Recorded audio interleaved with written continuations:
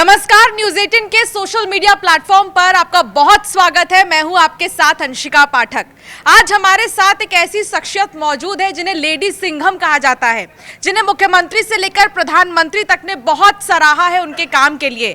Commissioner Gautam Buddha नगर की हमारे साथ इस वक्त मौजूद है लक्ष्मी सिंह जी। लक्ष्मी सिंह जी, बहुत स्वागत है आपका हमारे सोशल मीडिया प्लेटफॉर्म पर। लक्ष्मी सिंह जी, देखिए, हर कोई आपके काम का दीवाना है, क्योंकि जब से आप आई हैं आपने इतने सारे केसेस बैक टू बैक सुलझाए हैं कि लोगों की परेशानियां दूर हो गई हैं। संकट मोचक वैसे तो कहा जाता है पुरुषों को, लेकिन आपको संकट मोचक लोग मान रहे हैं, ऐसा कैसे? देखिए, अपना काम बड़े ईमानदारी और नेक नियति से करना चाहिए। जनता आपके पास जब समस्या लेकर आती है या आप लोगों के माध्यम से हमारे पास कोई समस्या आती है तो उसका सलूशन खोजना और उसको अमली जामा पहनाना ही हमारा कर्तव्य है। We can not afford to fail in the duty as of now. सबकी आंखें आप पर हैं और आपका जो है डिलीवरी सिस्टम वो कॉन्स्टेंट रोल पर होना चाहिए। इसलिए हम लोगों का प्रयास यही रहता है कि हम जो भी समस्या हो उसका सलूशन खोजें। अगर किसी फॉर्मेट से नहीं आता है तो आउट ऑफ बॉक्स सलूशन खोजें, लेकिन सलूशन मिलना चाहिए। अच्छा, ऐसा कई बार होता है कि आउट ऑफ सिलेबस चीजें आ जाती हैं? जी हाँ, कई बार ऐसी समस्याएं होती हैं जिसका किसी फॉर्मल स्ट्रक्चर से सलूशन मिलना इम्पॉसिबल होता है। आउट ऑफ बॉक्स करने से क्या होता है, आप समाज के लोगों को जोड़ते हैं, एक उनके अंदर से मुहिम निकालते हैं और फिर उस समस्या का जो है वो अपने आप स्वतः निदान होता चलता है। अच्छा, देखिए, उत्तर प्रदेश की पहली महिला कमिश्नर, 3 हफ्तों में 4000-5000 लगभग केसेस आपने सॉल्व कर लिए। इतने सारे एनकाउंटर्स में आपने अपनी भागीदारी निभाई और बहुत ज़्यादा मदद भी किया लोगों को आपने।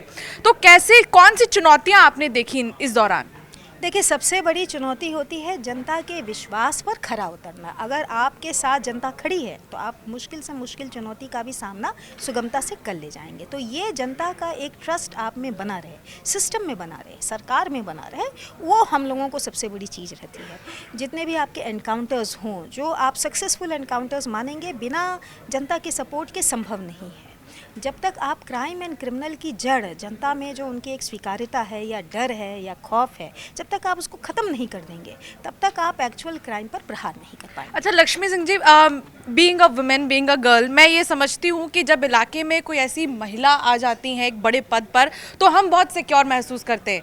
और स्पेशली अगर नोएडा में हम घूम रहे हैं, रात को हम जा रहे हैं ऑफिस से, तो बहुत सेफ फील होता है। तो नोएडा के लिए क्या, महिलाओं के लिए खास कर रही हैं आप, और क्या आगे क्या देखने को मिलेगा? देखिए, इसमें हमने पहले भी कहा था, अब तक जितने भी हमारे अवेयरनेस के प्रोग्राम रहे थे या पुलिसिंग के आउटरीच के प्रोग्राम रहे थे, स्कूल, कॉलेजेस, यूनिवर्सिटीज़ तक सीमित रहे थे।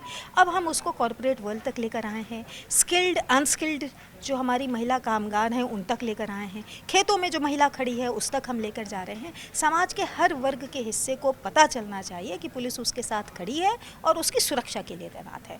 एज अ महिला जो चीज़ें हम महसूस करते हैं, हम उसका निदान त्वरित रूप से खोज कर उसको लागू कर पाए, यही हमारी कोशिश रहती है। अच्छा, न्यूज़ रूम में क्योंकि मैं इस वक्त हूँ तो हर कोई बहुत खुश है कि आप हमारे बीच में हैं और आपने इतना टाइम निकाला हमारे लिए। कुछ क्वेश्चंस हैं इनके, मैं ज़रूर पूछूंगी। शीनम है, ये हमारी सहयोगी है मेरी और एंकर है। शीनम, आपका क्या क्वेश्चन है? देखिए, महिला सुरक्षा से लेकर ही जुड़ा मेरा एक सवाल रहेगा और थोड़ा सा लाइट मूड है क्योंकि महिला दिवस भी है।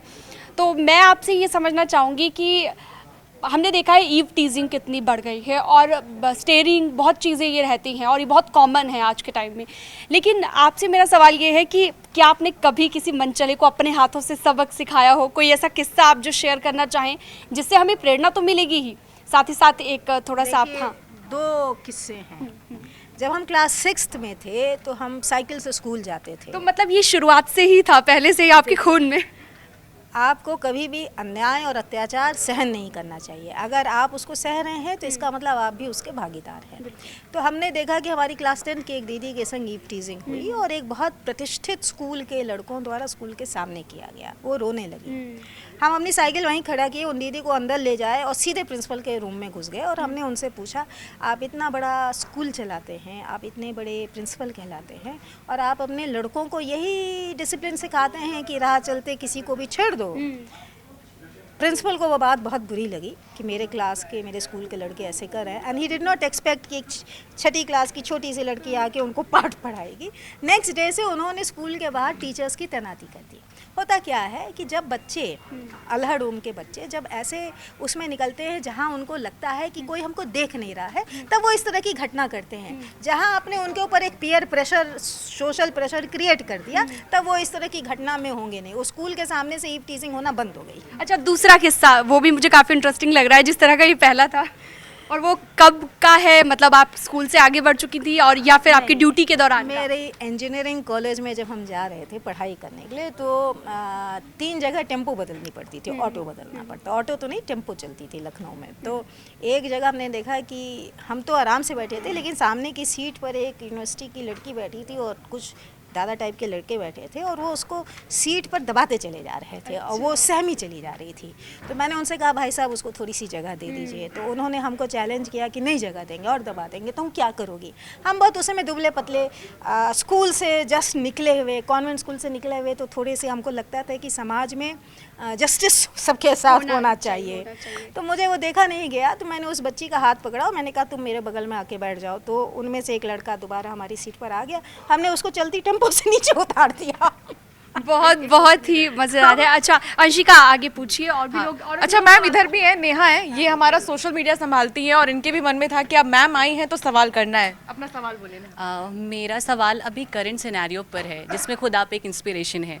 अभी कहा जाता है कि महिलाएं पुरुषों से कहीं पीछे नहीं हैं, पुरुषों से कंधे से कंधा मिलाकर चलती हैं।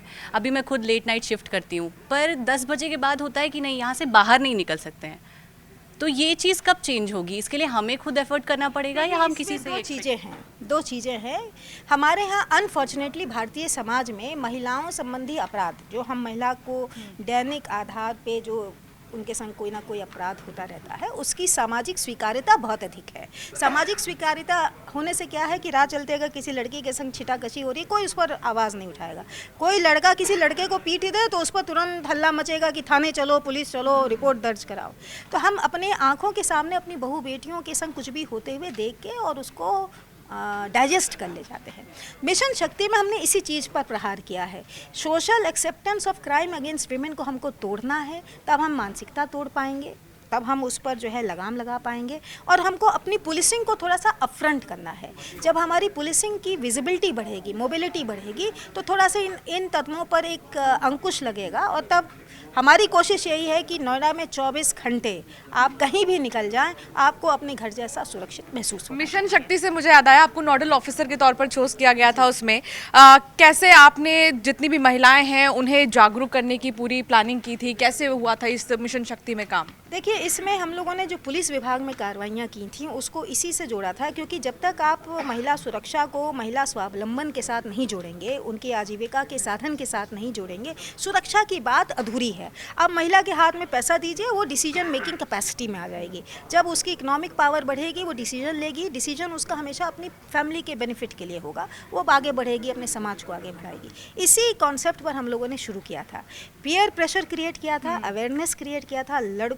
लड़कियों से ज़्यादा लड़कों में किया था, क्योंकि कई बार होता है क्या, उन्हें समझ ही में नहीं आता जो हम कार्रवाई कर रहे हैं वो गुनाह है, it's a crime which can be punished. वो अगर हम अवेयरनेस क्रिएट कर ले जाते हैं तो आपका रेट ऑफ क्राइम वहीं पर ख़त्म हो जाता है। सेकेंडली क्या होता है कि पुलिस की प्रेजेंस से जब ये अवेयरनेस कैंपेन चलते हैं तो एक भय पैदा हो जाता है। इसको हम लोगों ने किया था। हमारे पुलिस विभाग में बहुत सारी लेडी कांस्टेबलरी की संख्या पिछले वर्षों में सरकार ने अपनी रिक्रूटमेंट के दौरान बढ़ाई है, लेकिन अनफॉर्चुनेटली हमारे विभाग के भी अंदर लेडी फोर्स के प्रति मेंटालिटी वही पुरानी थी। इनको कंप्यूटर का जॉब दे दो, महिला थाने पे दे दो, महिला की समस्या सुनने के लिए लगा दो। तो उसमें हम लोगों ने क्या मूलचूल परिवर्तन किया, महिला बीट बनाई। महिला बीट में क्या किया कि हमने फोर्स किया कि ये लेडी कांस्टेबलरी उठ के जाए, 3-4 गाँवों में जाए, मिशन शक्ति कक्ष में बैठे, महिलाओं से वार्तालाप करे, सरकार की योजनाओं के बारे में बताए, उनसे कोई इन्फॉर्मेशन ले, छोटे डिस्प्यूट्स को वहीं रिजॉल्व कर दे। उसका नतीजा क्या होता है कि एक तो गाँव की महिला एम्पावर फील करती है, और हमारी लेडी कांस्टेबल्स को भी समझ में आया कि हम पढ़ लिख के जिस काम के लिए आए हैं हम वो कर रहे हैं। तो हमने अपने विभाग को सशक्त किया और समाज को सशक्त। तो दोनों चीज़ों को सशक्त कैसे किया आप ये देख सकते हैं और सुन भी सकते हैं। अच्छा, मयंक हमारे साथ है मैम, और मयंक हमारे बहुत अच्छे प्रोग्राम्स बनाते हैं, इनके भी क्वेश्चंस हैं। मयंक प्लीज। मैम आपके बारे में लखनऊ से लेके नोएडा तक एक बात की बहुत ज़बरदस्त चर्चा है, मैं जानना चाहता हूँ कि कहा जाता है कि थानों में तो एफआईआर्स लिखी जाती हैं, क्रिमिनल रिकॉर्ड्स मेंटेन होते हैं, लेकिन लक्ष्मी सिंह जी जहाँ जाती हैं वो वहाँ के टॉप मोस्ट जो क्रिमिनल्स हैं उनका एक पर्सनल रिकॉर्ड बनाती हैं। जितने टॉप मोस्ट डिफ़िकल्ट केसेस होते हैं उनका रिकॉर्ड खुद मेंटेन करती हैं और जब तक वो सॉल्व ना हो जाए उनको फॉलो करती है। इसकी क्या कहानी है? मतलब डायरी के पीछे की कहानी मैम।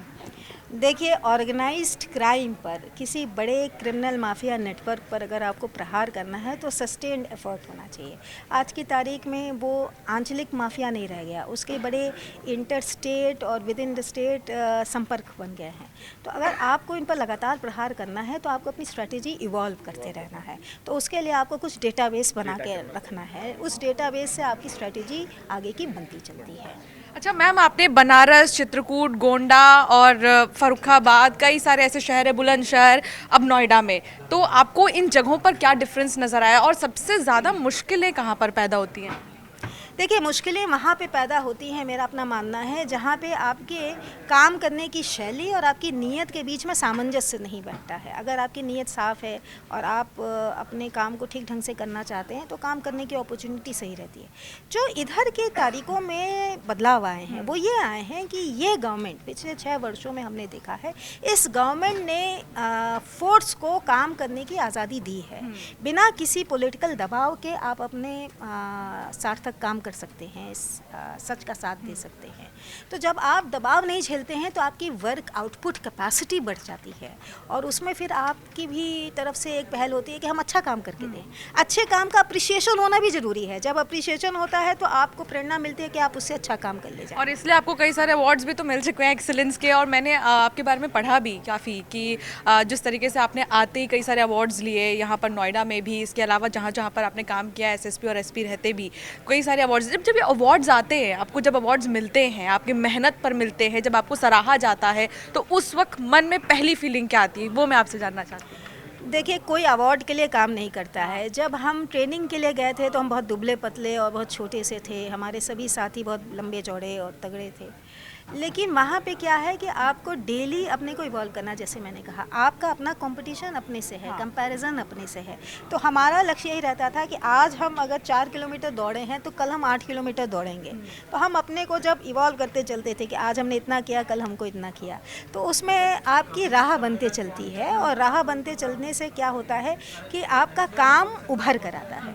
अगर उसको अप्रिशिएशन मिलता, अवार्ड मिलता है तो इट्स गुड, हमारे मन में एक संतोष का भाव आता है कि ठीक है, कुछ अच्छा काम किया। अब लेकिन देखिए, उससे होता क्या है कि एक्सपेक्टेशंस बढ़ जाती हैं, तो आपके कंधों का बोझ बढ़ जाता है। आपने एक अच्छा काम करके दिया है, आपको आगे भी अच्छा काम करके देते रहना है। अच्छा, एक इनफॉर्मल क्वेश्चन है कि जो सबके मन में था कि जब आप बचपन में खेलती भी थी आपके फ्रेंड्स के साथ में, तब भी क्या आपको पुलिस का ही मिलता था रोल, चोर पुलिस गेम में? देखिए, अच्छा पुलिस वाला बनना है तो चोर की तरह सोचना भी आना चाहिए। अगर आप क्रिमिनल के दिमाग के अंदर बैठ के और सोच नहीं सकते हैं तो आप उसको पकड़ नहीं सकेंगे। अच्छा, लेकिन देखिए ये बहुत बड़ी बात है, और जो मैम की तरफ से कहा जा रहा है कि सोच कैसी रखनी चाहिए। बहुत सारे आज के दौर में बच्चे मैम प्रेशर लेकर, हर कोई परफेक्ट बनना चाहता है, प्रेशर लेकर बहुत गलत कदम उठा रहे हैं। आप उनके लिए क्या कहेंगी? देखिए, ये सारी चीज़ें सोशल मीडिया ने क्रिएट की हैं। हमने अपने बारे में, अपनी स्टोरी के बारे में एक परसेप्शन क्रिएट करते हैं और फिर हम उस परसेप्शन के अकॉर्डिंग जीने की कोशिश करते हैं। यही आज की पीढ़ी के साथ सबसे बड़ा चैलेंज है। अगर हम अपनी लाइफ को नेचुरल जिएं और नेचुरल एस्पिरेशन के साथ जिएं तो हमको अपना मानना है कि आपकी लाइफ थोड़ी सी सुगम हो जाएगी, नंबर 1। नंबर 2, सोसाइटी में बहुत सारे रोल हैं। पहले के लोगों के पास इतने जॉब एवेन्यूज़ नहीं होते थे, इतनी अपॉर्चुनिटीज़ नहीं होती थी, तो कोई ज़रूरत नहीं है कि आप एक तरह के मोल्ड में जाएं और उसी तरह का होकर निकलें। आज अपार संभावनाएं हैं। अच्छा, कभी ऐसा हुआ है घर का कोई सामान खोया हो और सबसे पहले आवाज़ आई हो, लक्ष्मी ढूंढो इसे? ये रोज़ की कहानी है। ये रोज़ की कहानी होती है। भाई बहनों के साथ भी ऐसे ही? हाँ, अब हम घर में सबसे बड़े हैं तो बट नेचुरल सबको लगता है कि कोई भी चीज़ बिगड़ेगी तो ये बना देंगी, ये सही कर देंगी। कोई लाइफ में, इसलिए आप संकट मोचक हैं। हाँ, कोई लाइफ में उलझन आएगी तो मेरी ही जिम्मेदारी रहती है कि इसका रास्ता निकाल के और बताना। अच्छा है। अच्छा मैम, लास्ट क्वेश्चन, व्यूअर्स के लिए कुछ कहना चाहती हैं अगर आप? देखिए, होली का त्यौहार है, अंतर्राष्ट्रीय महिला दिवस भी संयोग से उसी दिन पड़ रहा है।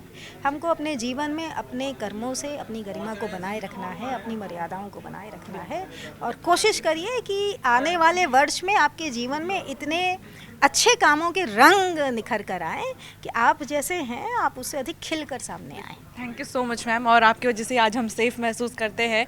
थैंक यू सो मच, आपने टाइम दिया हमारे लिए। तो आप सुन रहे थे लक्ष्मी सिंह जी को, और जिस तरीके से उन्होंने बताया कि आखिर कैसे लाइफ में आगे बढ़ना है, तो क्या चीज़ें दिमाग में रखनी है और क्या कुछ आपको फॉलो करना है अपने जीवन में। फिलहाल नमस्कार।